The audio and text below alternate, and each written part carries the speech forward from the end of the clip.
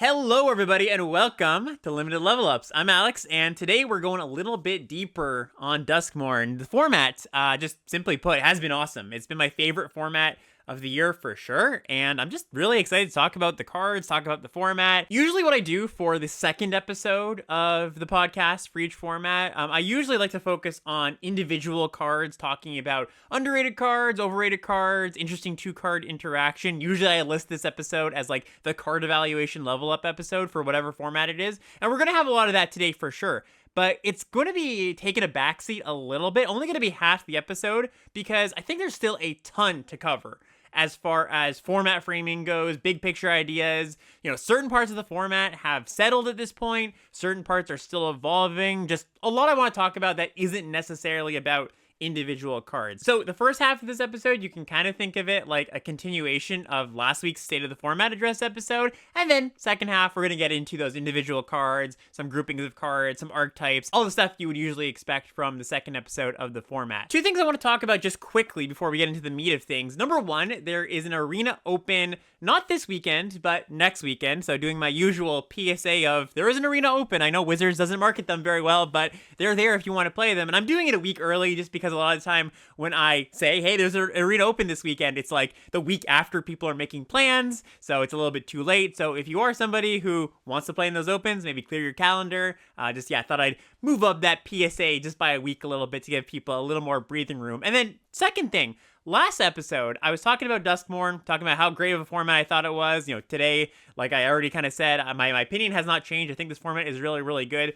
And I likened it to a Dave Humphries set, right? WotC set designer. Dave Humphries is very, very well known for making a lot of awesome limited sets. But what I should have done, of course, is shout out the actual lead designer of this set, the person who brought us this awesome set. So shout out to Annie Sardellis. I believe this is the first set that Annie has been the lead designer for. My comment section from last week's video also let me know that she's going to be the lead designer for the return to Strixhaven, which is happening in like a year and a half's time or so. So looking forward to that one if it's anything like Duskmourn. And, also have to shout out the fact that there are multiple tens of people working on every set. So kudos to Annie and the rest of the design team. Thank you for bringing us such a sweet set. All right, let's jump into things. So I want to start with draft navigation. It's the number one thing that I've gotten questions about this week. People seem to be having trouble navigating the drafts in the early days of the format, ending up in underpowered decks or feeling like they weren't in the right lane, or feeling like their deck wasn't as synergistic or as streamlined as their opponents. Maybe just, feeling like they got run over because their opponent had a bunch of rares and uncommons and they didn't have as many.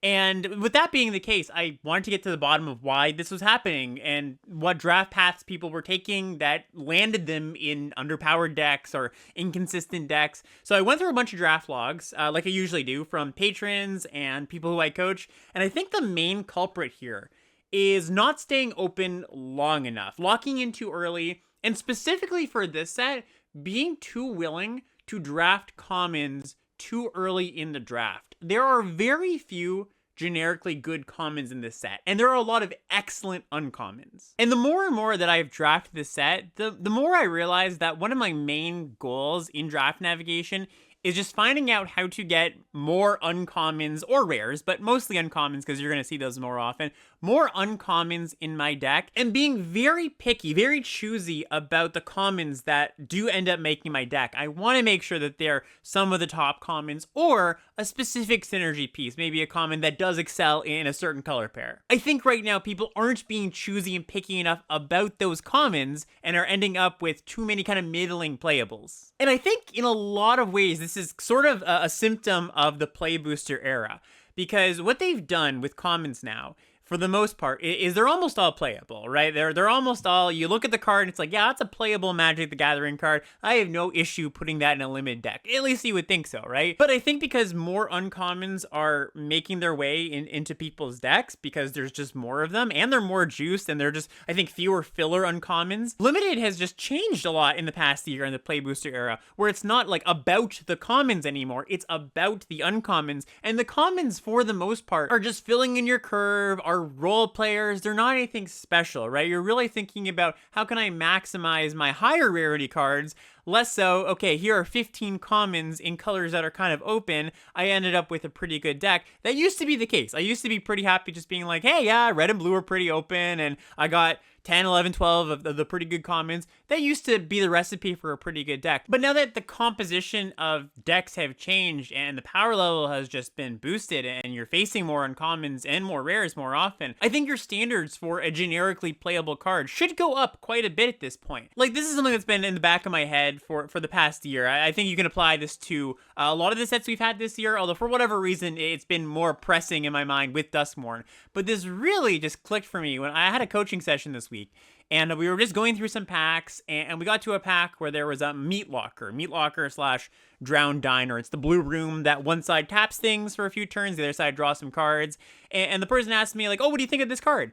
And I'm kind of lowish on this card. I think it's a pretty good card in like a blue-red control rooms deck, but it's in the bottom half of the cards in the set, maybe even the bottom 40% or 30% of the cards in the set. So I was like, yeah, like it's playable, you can play it. But really, as soon as I said that, I was like, I think I should be a bit more harsh when I'm telling somebody how much I like this card, because yeah, it's playable, you could play it. Sounds like I'm saying, yes, you should draft this card, it's acceptable, put in your deck. Really, I think, though, my true feelings are, you should avoid putting this card in your deck unless you have a specific reason to, unless you have just the right reason to play this card. And I think a lot of commons fall into that camp. And if I were to guess, because this is kind of the journey that I went on as I was just kind of sorting out my feelings about these cards, is that I think a lot of people have not made that jump yet in the Play Booster era, haven't really updated their priors of their card evaluation skills, really is what it comes down to. Because it's no longer like, yeah, that 4-mana 2/2 with a minor ability, like that's a bad card. You don't want to put that in your deck.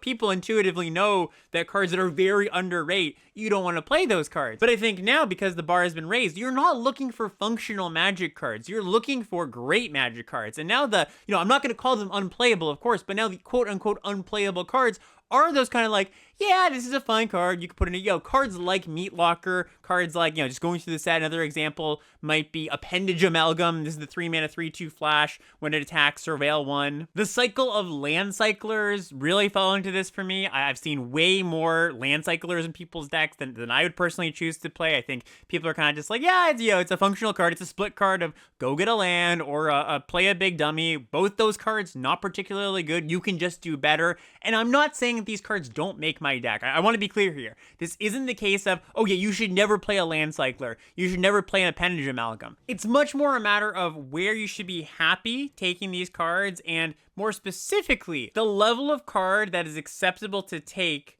to stay in the colors of your early picks. Because what I've seen a lot of the time is first pick a Bookworm, an Oblivious Bookworm, the awesome blue-green uncommon.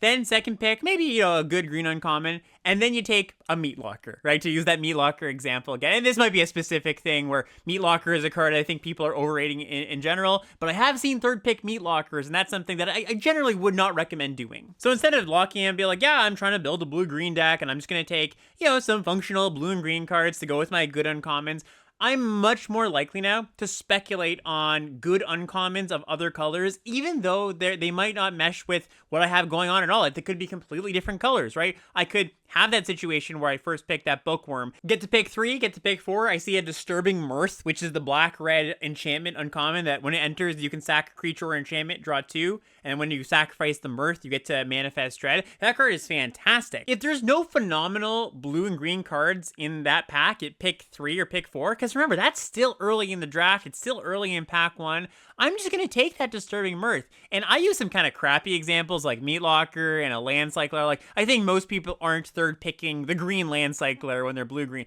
But I would even go to the next level up to something like Wary Watchdog. This is a card I like. This is one of the better filler commons. This is 1 into green for a 3/1. When it enters or dies, you Surveil 1. That's a card that, I think that's a close-ish pick, but I'm pretty sure given that choice, I would go with the Disturbing Mirth in that situation. I think that Watchdog doesn't quite clear the bar for me for a common that I'm happy to take early. We're gonna look at a draft log in a second. This is from a draft that I did yesterday that I think really illustrates this concept really well. But I do want to talk about the commons that I am happy to take early, the ones that I think are acceptable to stay in the lane. I don't have to speculate on something out of color, and there aren't really that many. There's a handful. It's about 10 cards. We're going to deep dive on some of these cards as we get into the latter half of the episode, but just quickly listing these off here. These are the ones that I'm like, yeah, if I see these and I'm in these colors, I'm happy to take them over speculating. So in red, we've got Scorching Dragonfire, the deal 3. We've got Clockwork Percussionist. This is the single mana 1/1 haste that when it dies, exit the top card of your library until end of turn. You can play it. And Turn Inside Out. This is the red instant. Target creature gets +3/+0, and when it dies this turn, manifest dread. In black, it's kind of just Final Vengeance. The single mana sorcery, sack an enchantment or creature, exile a target creature. In green, Spine Seeker Centipede for me. This is 3 mana 2/1. ETB, go get a land, and Delirium, it gets +1/+2 and has Vigilance. Trapped in a Screen, it's the white removal spell, white Oblivion Ring style card. From blue, we've got Glimmer Burst, which is the 4 mana instant, draw 2 cards, then make a 1/1 Glimmer enchantment creature token. And then colorless cards, I'm happy to take a Terramorphic Expanse pretty early in the set, and Glimmerlight. This is the 2 mana equipment that when it enters, you make a 1/1 token, the equipped creature gets +1/+1, you can equip for a single mana. And we'll talk about this card a little bit later, but that's a pretty short list, right? So if you're not seeing these cards, look somewhere else to speculate. And so here's that example draft that I was just talking about. And for those listening audio only, don't worry, you're not missing out too much if you can't see the full pack. But pick 1, pack 1, I took an Oblivious Bookworm, that blue-green uncommon. Then pick 2, I got a Glimmer Burst. Okay, I think that's actually the best card in the pack, just full stop. But very happy to see that here, follow up my blue card, right? But then we get to pick 3, and this is a pick that I wouldn't have made a few days ago, but now I am pretty happy doing this kind of thing. So we say a Manifest Dread. 2 mana, Manifest Dread, of course. This goes with our Bookworm, but it's not a card I think you have to take this early. I think you get this kind of card mid-pack, later in the pack, especially if your colors are open. Yes, it does play well with Bookworm, but it's just not quite the power level I think you need to compete in this set. And so instead, I took the Wildfire Wickerfolk, which is in the pack, the red-green 3/2 haste that when you have Delirium, it gets +1 and trample. And I'm not saying you need to draft exactly like I do. Like, this is very much coming from, this is how I've found some success. I'm just saying that if you've had some trouble, you might want to try integrating this a little bit more, pushing a little bit more in this direction. I know for some drafters, they're maybe not that comfortable pivoting and bobbing and weaving, and I would suggest if you're super uncomfortable doing that, yeah, maybe stay in your lane a little bit more often. But if you think you have the skills, you think you're pretty okay pivoting, bobbing, and weaving, yeah, go for the higher power level. And then, you know, what happened in this draft? Just spoiler, I got a Beastie Beatdown the next pick, which is the other red-green uncommon, and I ended up in a really good red-green deck. I think if I had continued down my blue-green path and not continued to read the signals and not continued to speculate, because if I hadn't taken that Wickerfolk, I might have not taken Beastie Beatdown the next pack, right? So just keeping those options open, I think, is a really, really big thing. And don't lock in. You know, this is just general draft advice. You're going to hear me say this all the time, but pick 4 is still early. Pick 5, I think, is still early in the draft. Don't mentally lock yourself into, yep, I've got these cards, I'm doing this thing, because that is how you end up with underpowered decks when your colors aren't open. And I've been talking about this point for quite a while, so we're going to move on. But just the final stamp on this, I would say, it can be very easy to not realize that your colors aren't actually that open. Right? Because if you're like, hey, that's a playable card, you know, using that Meat Locker example, yeah, I can take that. And you just keep taking cards that are like playable, quote unquote, they're functional, but not actually the good cards, you're gonna feel like your colors are open, but at the end of the draft, you're gonna be like, actually, I don't have all that many powerful cards. I just kept taking cards in my color because I had the option to take a card in my color. In previous years, it was very obvious when your colors weren't open because you weren't getting playable cards, right? You'd be like, okay, I have to pivot. I'm not getting any playable cards in my 2 colors here. So you'd be forced to. You'd really get that prompt to pivot. But nowadays, you can kind of just meander along, feel like you're drafting an okay deck, but as you're taking these functional but not amazing cards, you might be letting awesome uncommons of other colors pass you by. Next up, I want to touch a little bit on deck building in this format and how open-ended it is. Because this is really a brewer's format, a cooking format, a format where the intended archetypes don't necessarily tell you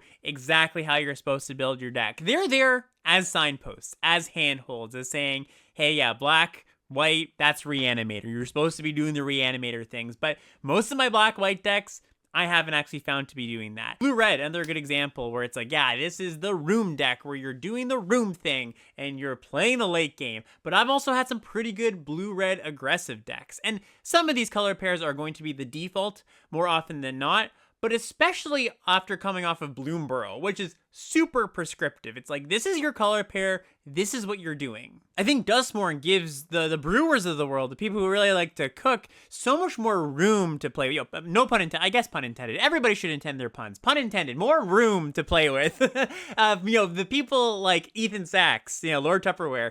Ethan is all about putting together these tiny little synergies to get incremental value, and that's the kind of drafter he is. That's the kind of thing that makes his brain tick, and he's very good at it. And when you have a format like Duskmourn, you have decks like I have in front of me here. He's got this like weird Mardu sacrificey deck that he posted to Twitter. And this is the kind of deck you would never see in Bloomburrow. But also what's great about this format is that if you are the type of drafter who likes to stick to 2 colors more often than not, who maybe likes to play aggressive decks more often than not, likes to do what the archetypes are telling you to do more often than not, there's also a lot of room for that, and that can be really successful as well. So I'm not trying to say that cooking / brewing or sticking to the prescribed themes and try to get a really focused deck, I'm not saying one is better or worse than the other. I think that they're about roughly equal, and definitely is going to depend on you as a drafter, your playstyle, all that kind of stuff. But what I am saying is there is a lot of room to play with. Again, pun intended. A lot of room to be playing within,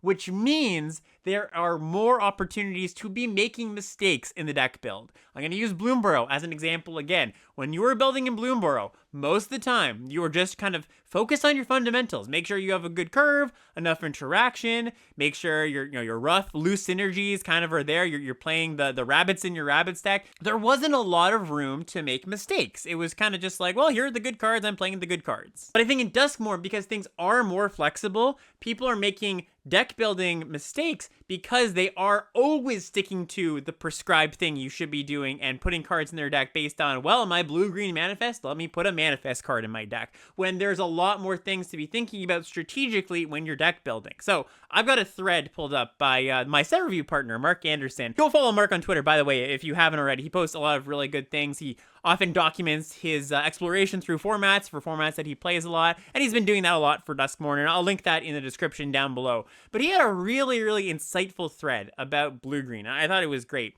And, I'm not going to read this out, rehash his content, but the gist of it all was he was documenting his exploration of the blue-green archetype and figuring out exactly what you want and how to fine-tune it. And what he was saying is there's 2 main versions of the deck, maybe 2 ends of a spectrum is maybe a way to think about it, where on one end, you're just like blue-green, super, super late game, I'm just trying to survive, and I'm going to deck my opponent because I'm never going to deck because I have 2 Malevolent Chandeliers. That's a 6-mana flyer that puts cards from a graveyard in the bottom of their owner's library. He's got like 2 copies of that, and he just plan to survive and loop that, and just kind of Sam Blackian style. And also there's another version of blue-green, and he posts where you're really not playing to the late game and you've just got a bunch of pretty good rate early creatures. Oblivious Bookworm is a 2-mana 2/3. You've got stuff like Fear of Isolation as the 2-mana 2/3 flyer. A lot of the Manifest Dread cards are just good tempo cards. Like there's the bounce spell one that you 3-mana bounce a thing and you Manifest Dread. Like you're playing to the board and you're getting on board early, and maybe you're flipping up a large creature to start attacking, and you're much more playing a normal game of limited rather than just looping your deck or anything like that.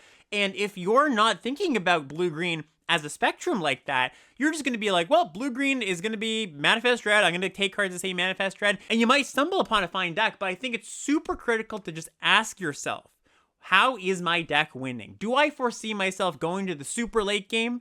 Or am I just going to be curving out, playing some creatures, playing a normal limited game with combat, and that's how I'm winning? That super informs your deck choices. And I think blue-green is a bit of an extreme example. I don't think there's too many other archetypes in this that have such a wide delta between what they're doing. I mean, blue-red, like I just mentioned, might be that, where in my blue-red room control deck, I don't ever want to play a percussionist, right? The single mana 1/1 haste that dies and exiles a card, you can play it. But in my aggressive decks, yeah, I'm going to play that for sure. So again, the real stamp on this, just to tie this all together, is you as the drafter need to make sure that you have a plan as you're drafting, and your early cards and your strong cards, they're going to dictate that plan, right? If you've got a lot of the good tempo cards, a lot of the good early cheap creatures, you're going to be more aggressive. You're going to want to get in the game a little bit earlier. If you've got a bunch of card draw and removal, you're going to go late. That's what really dictates that. So it's up to you to be aware of that, to be vigilant as you're drafting, to figure out what your cards want. And once you get to a certain point in the draft, kind of lock into your strategy, right? Kind of say, okay, I am now that super late game deck, so I do want to pick up maybe 2 copies of the Chandelier. That is something that I've seen, again, going through draft logs that people aren't quite taking in yet. They're kind of more, and it's the early weeks of the format, of course. This is going to be, people are exploring the format, but people are very much going for the default of, I think this deck is trying to do this color pair is trying to do this, rather than really looking at the specifics of their deck and making decisions based on that. And then the last big picture thing I want to talk about today is splashing. I've had a lot of people ask me this week if I think this is a good set for splashing, how often I do it. Specifically, there was somebody who said that they were watching Sierkowitz's latest Magic Numbers episode, and Sierkowitz was saying, yeah, people that are splashing in this format are not winning very much, so that would lead you to believe that splashing is not very good. But then they also watched Paul Cheon, and Paul Cheon was saying, oh, my win rate went up so much after I started treating this format like a 3-color format, as in he's playing multiple splashes in his decks quite often. And one thing you have to consider is that a good player like Paul is going to responsibly splash quite often, know the types of cards that enable splashing, and I'm not just talking about cards that specifically go and get lands of different colors. I'm talking about having enough cheap removal, having enough cheap creatures, having defensive creatures, cards that help the splashing plan in general. Good players are going to know those kind of nuances, and like I just listed them, so you know them now too. And so when you're reconciling somebody like Paul saying, yeah, splashing's great in this format, with Sierkowitz saying, well, you know, people aren't winning so much when they're splashing, that probably tells me it's a skill issue. to put it bluntly, just a skill issue. But really, I think what's happening here, and I've observed this myself just in the queues, is I think people are too willing to splash for cards that just aren't good enough to splash, or at least not good enough to destabilize your mana base. What I mean by that is, as always, when you splash, you are destabilizing your mana base to some degree. You have to play more tap lands. You have to play basics that might not cast most of your spells, especially if you're playing blue-green or any deck with a lot of manifest dread. You might manifest your basic land. So your Terramorphic Expanse and your Spineseeker Centipede and your threats around every corner, these cards no longer fix you if you've unfortunately manifested your Splash Swamp in your deck early on in the game. I think that's another nuance that good players are really taking in, making sure that they have multiple sources, aren't just relying on like one swamp they're going to go fetch if there's a chance that they mill that or manifest it somehow. And so, yeah, I'm always hesitant to make judgments on other people's decks that I haven't seen their full deck list. I don't know exactly what their deck looks like. I don't know how their draft went.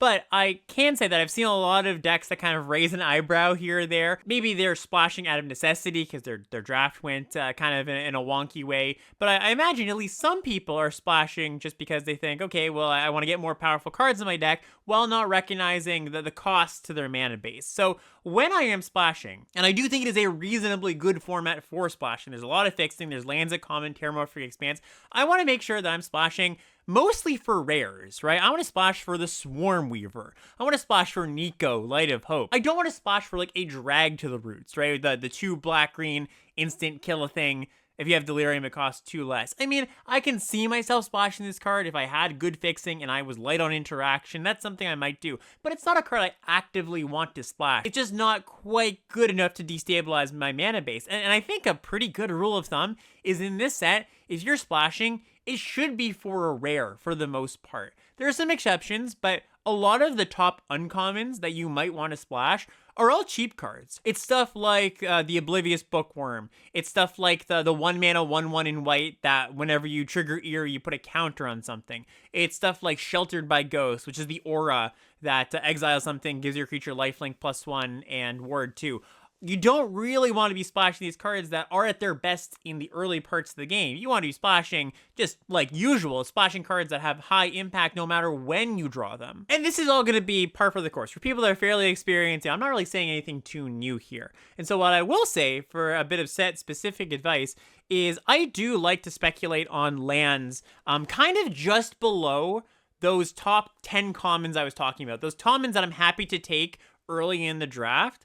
I'm happy to take dual lands just below those out of packs where there isn't really anything I'm that excited about. I mentioned when talking about those top 10-ish commons that I'm happy to take early, Terramorphic Expanse is in that list, and I do have that above the dual lands, at least early on. Like, I think once you know your colors for sure, a dual land is a little bit better than Terramorphic Expanse as long as you don't care about Delirium, right? Because big part of the puzzle here is Terramorphic Expanse is such a great Delirium enabler, which is why also I think it's a better pick early. But because Terramorphic Expanse is so flexible, it's a 5-color land, it's just a better thing to speculate on when you anticipate maybe seeing some powerful cards later, because it's, you know, it's your free bingo space. You don't have to be like, well, I'll take an Etched Cornfield, the green-white land, and maybe I'll see a white rare. I don't know. You know, like, Terramorphic Expanse is gonna fix you no matter what card you want to play. And a general trend for most limited formats is as they go on, I tend to splash more because you end up having a harder time getting a streamlined 2-color deck. Because as you play more, everybody else is going to get better at the format. They're going to know how to draft better. They're going to be stealing the good cards earlier. And sometimes you just have to splash for that power, get to that requisite power level. That is something that I find is a trend that happens almost every set. So I imagine by week 3, week 4, week 5, my splash rate, my personal splash rate is going to go up quite a bit. Maybe to something in the, 1 every 3 drafts kind of thing. Right now, I have found that I have a good time just with my 2-color decks. I don't feel like I need to splash. I feel like those are good enough, powerful enough. So yeah, we'll see how the format unfolds. Also, one thing I should note, and this is something that I get asked way more often than I would kind of expect to be asked. I think that it's something that hasn't quite seeped into the collective consciousness of the limited community for whatever reason, but you should play your tapped dual lands in your 2-color decks, right? Like I always say, limited mana bases are very, very bad. They're really rough. You're 9-8. The numbers aren't good there. If you run the math on how likely you are to cast your spells just on a 9 plains, 8 forest mana base, right? I generally play 2 dual lands if I have the option to. Like if I was just handed these dual lands at the end of the draft, I would happily play the first 2. Having 1-drops does make me want to play them a little bit less because, you're missing out on playing a turn 1 thing is a cost. But if you don't have a lot of 1s, yeah, the calculus there is it is generally better for your land to be tapped than to have to mulligan because you don't have your mana at all, right? That's something I feel very strongly about. The math has been run on it by, people like Frank Karsten, people like Sirkovitz. So, yeah, my first 1, absolutely, almost in every single deck. But my first 2 dual lands, yeah, even if you're not splashing, you should play these. And one final note, just as we're talking about general splashing advice, as always, splashing in aggressive decks is much, much worse than splashing in slower decks because you want your mana to be as streamlined as possible in your aggro decks. Your aggro decks thrive on consistency. You're hoping to play a short game, which means you're less likely to assemble your splash card plus your splash source. So if you're wondering, should I splash in this aggro deck? 99% of the time, I think the answer should be no.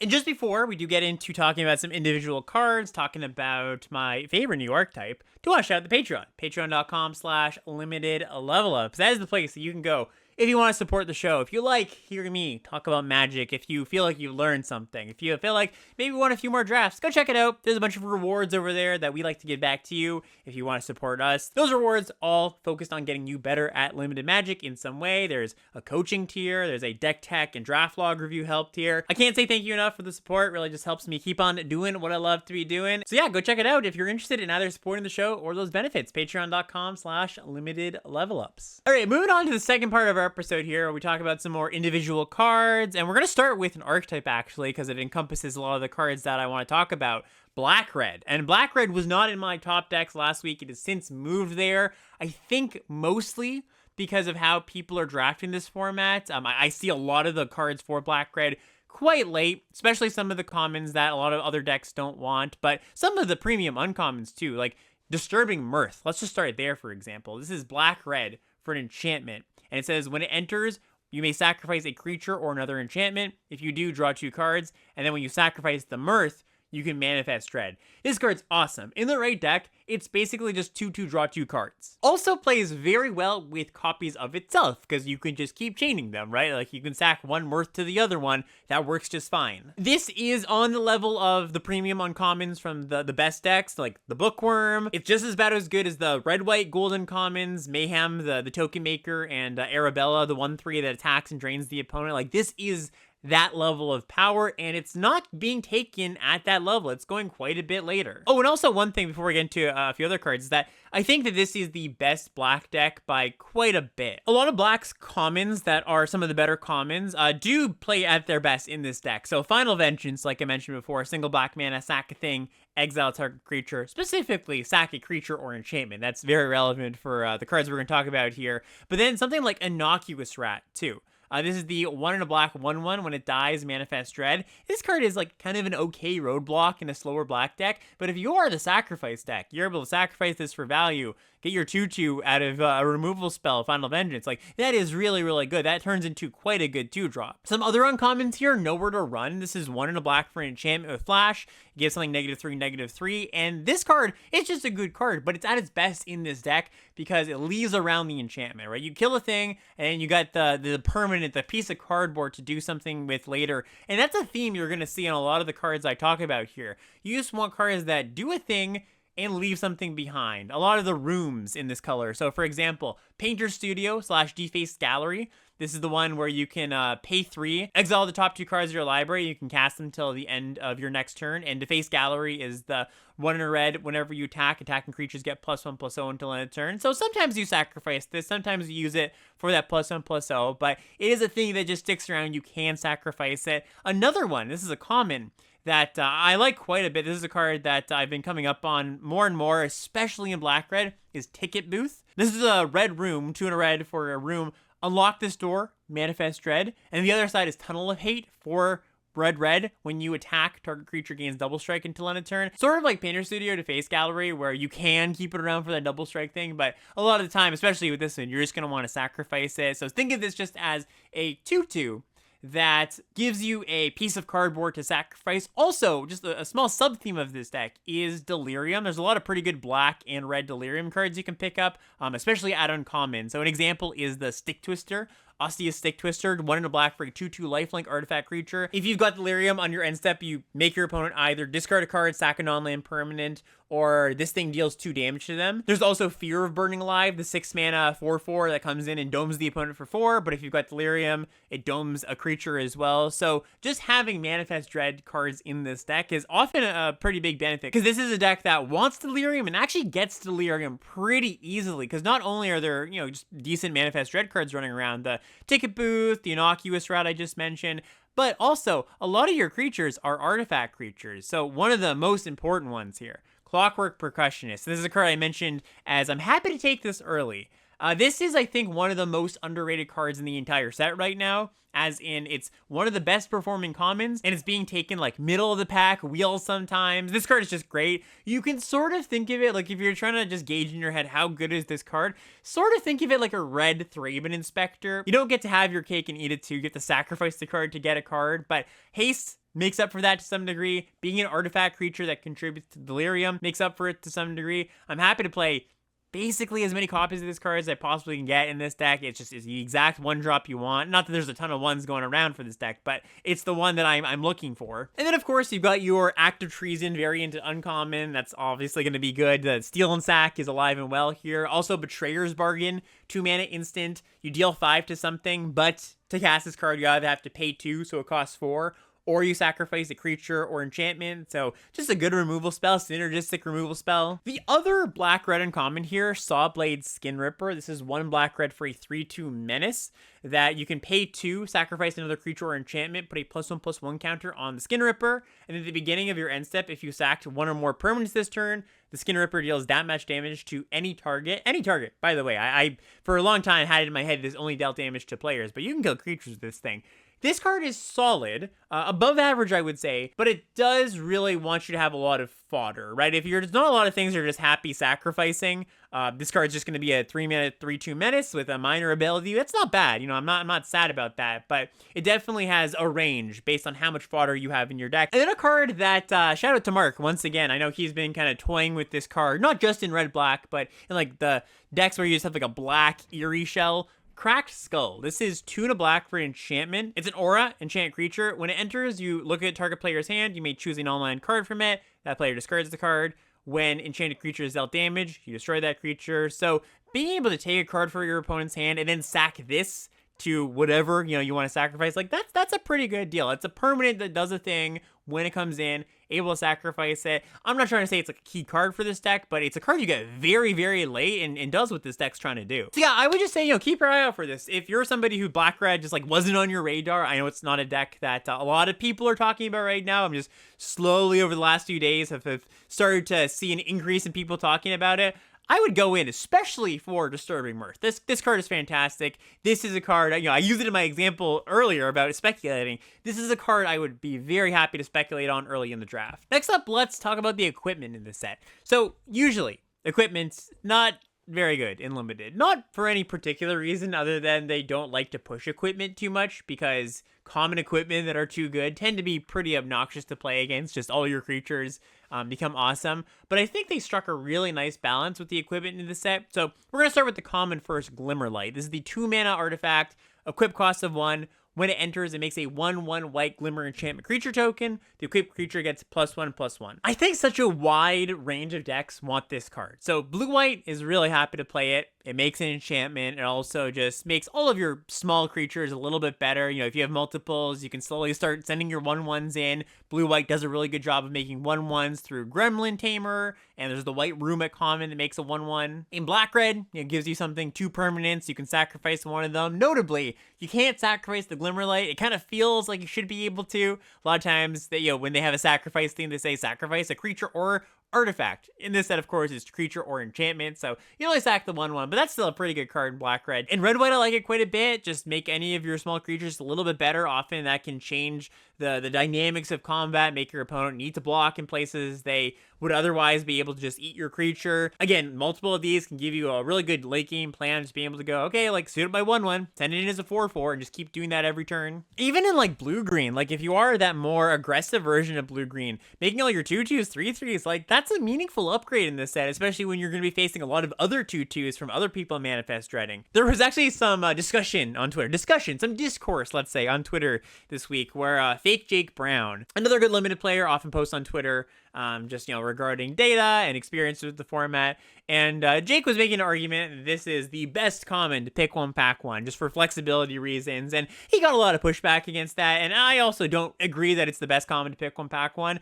But I don't think he's crazy for saying that. I agree with the sentiment. I think he is directionally correct, where it is a good card to take early because it is pretty powerful and pretty flexible. And I especially am trying to call this out because it's a card that is very underrated. Like sometimes it wheels, it goes really late. Like I wouldn't be surprised to see this card 6th or 7th. I wouldn't be like, oh my gosh, a Glimmerlight, what's that doing in the pack? But I'd be happy about it, especially if I was a little bit late on 2s. So yeah, a card that I think in the majority of your decks you're gonna want to play. You don't really want to play it in a control deck, obviously. I think that is, the card is kind of aggro geared for sure. But in any deck that is looking to attack, I think you want Glimmerlight. Conducive Machete up next. This is the 4-mana equipment at uncommon. When it enters, you manifest Dread, and then you attach the machete to it, and the equipped creature gets +2/+1, equip cost of 4. This is a card I like a lot too. I think that in most decks, you benefit from Manifest Dread. Either you're feeling Delirium, or you care about Manifest Dread, or, in your aggressive decks, again, just an equipment that can help you grind in the late game.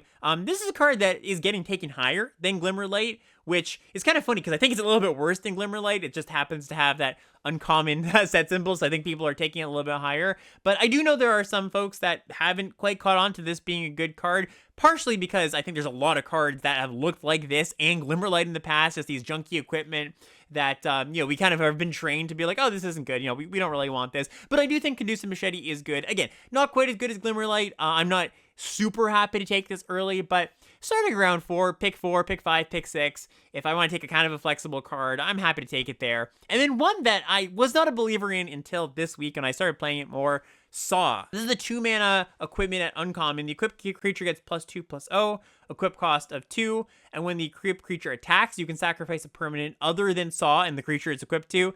If you do, draw a card. So this plays a pretty similar role to the cards I was just talking about in aggressive decks, where it just allows you to make your smaller creatures relevant in the late game. It allows you to cash in lands, getting a land in the graveyard for Delirium. In red-black, it's another way to sacrifice your rooms that you're not doing too much with. So I think this one is more niche. I'm not just happy to play this in any deck. It really is, I think, just like a red, white, and red, black card. But do want to call it out as a playable card, because I didn't think so before a few days ago. So I'm sure a lot of other people didn't think so either. All right, moving on to a small smattering of cards that I just kind of went through the set and picked out the cards I went, oh, I've got something to say about that. So first one that I think is a pretty important card in the format is Turn Inside Out. This is a single red mana for an instant at common. Target creature gets +3/+0 until end of turn. When it dies this turn, Manifest Dread. This card is great. This is another one of the most underrated cards in the set. Now, unlike something like Percussionist or Glimmer Burst, which is the 4 mana draw 2, make a 1/1, another pretty underrated card, this one, I think there is definitely an upper limit on how many you can play. You just can't play infinite combat tricks, although I don't think that upper limit is 3. It might not be 4. I think this card is really strong. So, you got to make sure you have 17, 16, 15 creatures in your deck to make sure you can cast this card and it'll do something functional. But the thing is that once you cast it the first time, it turns into a creature. So you do kind of skirt around that issue where you're like, well, I got a bunch of these in my deck, but not maybe not as many creatures as I'd like. As long as you get the first one, you're going to have another one. They are kind of creatures to some degree. And this card is just really powerful. So it does a lot of things. It, number one, enables Delirium really well. Anything that Manifest Dread is good for Delirium, especially on an instant or sorcery. When you're attacking with a bunch of 2/2s, like you often are in red-white, or even some of your red-black or red-green decks are a little lower to the ground, you're not really losing out on much. Like, yes, your creature is going to die in the process a lot of the time, but you're changing your 2/2 with maybe an ability to a 2/2 and winning a combat pushing through. It's really good to push through the last few points of damage. That's something that I really like on my combat tricks. The fact that you attack with 4 creatures, they've got 3 blockers, you can deal 5 points and you cast this on a 2/2. You can, in some niche cases, if you want to, target your opponent's creature to be able to be like, okay, when this dies, I'm going to Manifest Dread. Just a really fantastic trick. It's 1 mana. That's one of the biggest things I look for in tricks. So if this wasn't on your radar, and even if it was on your radar as a card, it's like, yeah, that's pretty good, I would bump it up a little bit. Like I mentioned at the beginning of the episode, this is in that top 10 commons that I'm happy to take early on. It's probably at the bottom of that list, but it's a card that I do have a tough time overselling. If it sounds like I'm talking about the card to a level that, might be like, oh, Alex, like you're way high in the card, I would suggest just playing more copies of it and seeing for yourself, because the card's really good. Some Delirium cards I want to talk about. First up, Hand That Feeds. This is the 1 red common 2/2 that if you have Delirium, when it attacks, it gets +2/+0 and gains Menace until end of turn. Once I know that I am a red-green Delirium deck that can turn this ability on, get to Delirium by turn 4, by turn 5, I really prioritize this card heavily because I think it's just one of the better 2-drops you can have in that deck. For me, it's been one of the biggest overperformers just compared to how well I thought it was going to perform. Like, often my 2 mana 2/2s in my aggro decks, like my 2-drops, I want to make sure that they can attack really well as soon as they come down on turn 2. And sometimes this is your turn 2 play, and it's just a 2/2, maybe it attacks, maybe you cast a trick, maybe it just trades, whatever. But the creature that it is when you do have Delirium is so strong. It's a 2 mana 4/2 menace, essentially. That is great, even if it is along a little bit of a later stage of the game. I would also look for spots where this card just happens to be good outside of green-red. Like, you can have some black-red decks, like I mentioned, that are really good at getting Delirium. I even think some red-white decks are good at getting Delirium. So while it is mostly a green-red card, and I really like it in green-red, don't be shy about putting it in some other decks if you think your decks are pretty good for Delirium. Speaking of a Delirium, Found Footage is a card I found myself playing a little bit more in my Delirium deck. So this is the single mana artifact that you can look at your opponent's face down creatures at any time, and then you can pay 2, sack it, surveil 2, draw a card. So I would make a comparison between this card and Say Its Name, the one in a green, look at the top 3, or mill the top 3, then take a creature or a land from your graveyard, put into your hand. That card is great at enabling Delirium, one of the best things to enable Delirium. And I think this card is just about as good as enabling Delirium as Say Its Name. Now, Say Its Name is a bit of a different card. It's a little bit better in, late game deck. You buy back your bombs, it does other things. But Found Footage, something I found is that my green-red Delirium decks do sometimes have an issue getting artifacts in them. Like, if you don't have the Wicker Folk, the red-green uncommon, There's not a ton of artifact creatures that you love playing, and this one being an artifact that maybe mills a land, it filters you and gets that land in the grave and then draws you to a good card. Like, this can get you to Delirium by itself sometimes, right? You play it on one, at some point you sack it, artifact goes to the grave, then you dump like a land and an enchantment creature. I wrote this card off pretty early as just like, yeah, it's filler if you need it in your Delirium decks, but I've come up on it a little bit to be like, yeah, I think most of the time, if I'm missing artifact in my Delirium deck, I'm going to want to play this card. And then similarly, kind of the same vibe, not quite as good at enabling Delirium, but sometimes you are missing enchantment in your Delirium decks. And Frantic Strength, 2 and a green aura flash enchantment. Enchanted creature gets +2/+2 and has trample. This is a card that Mark actually called out in that Twitter thread about blue-green, where he was saying that if you are a little more aggressive, you can put this in your blue-green deck and it plays well with Death Touch, but especially in these Delirium decks, again, if you want that enchantment that maybe you mill some amount at the time, yeah, I think it's a perfectly playable card. Just wanted to shout this out because I know it's a card that a lot of people are kind of just viewing as a 0, never want to put it in my deck, but this goes back to the really understand what your deck is doing. You don't want this in a blue-green slower deck, of course. You don't want this in any kind of slower deck. But if you are attacking your green decks, yeah, I think it's a card that, not one of your better ones, but a good 20 to 23rd card. Speaking of which, good 20 to 23rd card, Piranha Fly. This is 1 and a blue for a 2/1 flyer. Enters the battlefield tapped. It's the same kind of thing. If you find yourself in a blue aggressive deck, this could be blue-white, especially because blue-white has, ways to put counters on their creatures. If you're playing Glimmerlight, equipment plays well with evasive creatures. Or you are playing like a blue-red aggressive deck, like I mentioned before. This is a card you should pay attention to. You got to make sure in your aggressive decks you have 7, 8 2-drops. You need to have a 2-drop on 2. And it's sometimes hard to get good blue 2-mana plays. So wouldn't want to play this in a control deck. Enters tapped, sucks. It's not good. It's not a good line of text if you have to take 2 damage before you can trade off with your opponent's 2-drop. It's not what I'm looking for. But yeah, again, not a 0, and I think a lot of people are kind of looking at it right now as a card. It's like, I never want to put this card in my deck. I wouldn't say that's true. Most Valuable Slayer, my oh my. Okay, so this is the 4-mana 2/4 that when you attack, target attacking creature gets +1/+0 and gains first strike until end of turn. I mentioned last week I was on such a roller coaster with this card. Do I like it? Is it good? Is it great? Is it kind of mediocre? I have fallen it's firmly fine. I'm not excited about it, but I think it is a slightly above average common for your red aggressive decks. Now, I will mention that it is only really great in go tall aggressive decks, or decks where you have big creatures, like big green creatures. If you're playing this in red-white, you're not really gonna appreciate it as much because a lot of times you're turning your 2/2 into a 3/2 first strike. And so yes, that does help your creature attack a little bit better, but not as much as I would like for my 4 mana, basically. So it's always going to be a playable card in an aggressive deck, but only really gonna shine if you are green-red. Or maybe some black-red decks, potentially, if you have, like, menace creatures. That's a nice little combo, too. And another card that I think some people are viewing as a 0, but I don't think so, is Untimely Malfunction. So this is 1 in a red for an instant. It's got 3 modes. You can only choose one. Either destroy target artifact, or change the target of target spell or ability with a single target,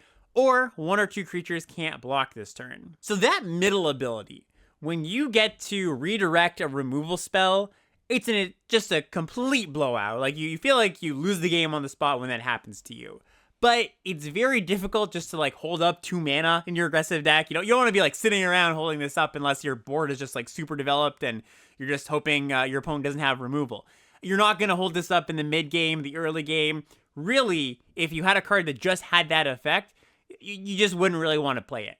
But the modality of, well, sometimes you destroy an artifact, and that just gets a blocker out of the way. And I think what this card really comes down to is if you can see that last mode being a card that you're going to want to cast most of the time, the 2 creatures can't block, which is to say that you can never see yourself wanting to be defensive. Like, your creatures are always going to want to attack. So in a red-white deck, in a red-green deck maybe. I would even say in a red-green deck, probably a little bit less, because that deck can play a little more of a mid-range game. But in your super aggressive decks, I think if you're just looking at that last line of text as the buyout clause, like, you're going to want to cast that in most of your games, then you get to put a card in your deck that is not only some incidental artifact hate for what it's worth, but also has that middle mode, which is really, really strong. So I would really caution about where you play this card, because I want to stress, you have to be very aggressive. You need to make sure that last mode is something you always want to cast. You can't ever be on the back foot with this card. But if you are that kind of deck, yeah, I think it's a pretty solid one. And then to close this section, 2 cards I think are a little bit overrated, and maybe a lot overrated. First up is Ultinac, the Thrice Call. This is the 7 mana 9/9 trample that, you can summon it with the 3 Say Its Names. I will say that I think the 3 Say Its Name thing is very good still. Like, I want to be able to do that. I will be happy to play Ultinac if I have 3 Say Its Names. But last week I was saying, like, yeah, it's kind of a fine card just to play in your green decks. The buyout mode of discarding it to go get a land from your grave, put on the battlefield, happens sometimes. This is fine to cast for 7 mana. I think that that is all mostly true. Like, I think I'm a little bit lower on the card than I used to be.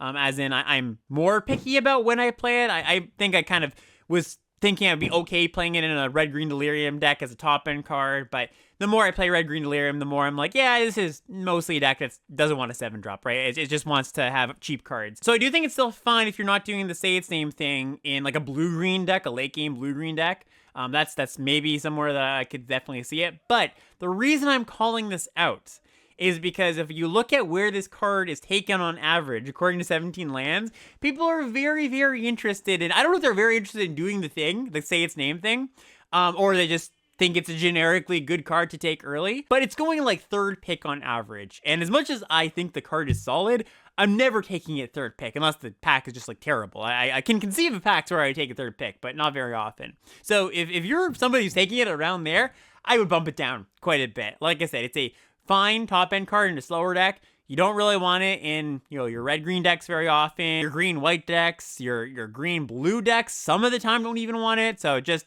yeah, if you're very, very high on this card, just come a little bit down on it. And then the last card here that I would say the same thing for is Moldering Gym Wait Room. This is the room that's a ramp spell on one side and a 5/5 on the other side. I think to want this card, you need to be a multicolor deck. I don't really think you want this in just a 2-color deck. You have to really appreciate the fixing part of this, because otherwise I don't think the rate is good enough. You kind of have 2 mediocre cards together. 3 mana ramp spell, that's not good. 6 mana 5/5, that's not really great. So I've just cut this card from a lot of decks from people that have submitted deck text to me that I go, yeah, you don't really want this in your red-green deck. It's just not the deck for it. And then lastly, to close out here, I've got a couple of funky rares I want to talk about. So first one is, I think, just a good card. So this is the Mind Skinner. This is blue, blue, blue for a 10/1 legendary enchantment creature.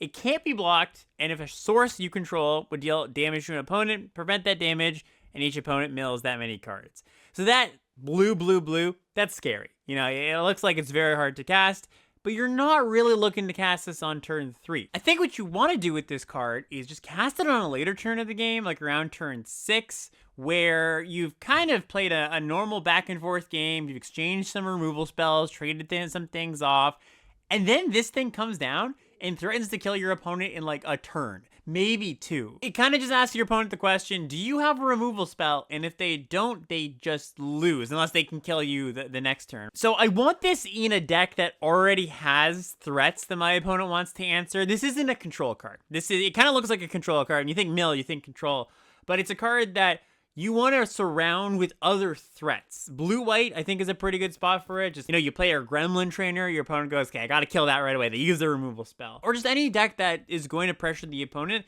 that's where you're looking for. Because you don't want this to be like your one card you're hoping to win the game with after you've controlled the game, because your opponent's going to have a bunch of removal in hand. They're going to be like, hey, kill that thing. So yeah, I do think it's a playable card. It definitely gets better if you have blue, blue, blue. Like, you're able to cast that sometimes on turn 3, turn 4. Heavy blue decks will appreciate this more. Don't automatically write the card off because of the mana cost. Next up is Central Elevator / Promising Stairs. So this is the win con, I win the game room card. Central Elevator being the 4 mana. When you unlock this door, search your library for a room that doesn't have the same name as a room you control, put into your hand.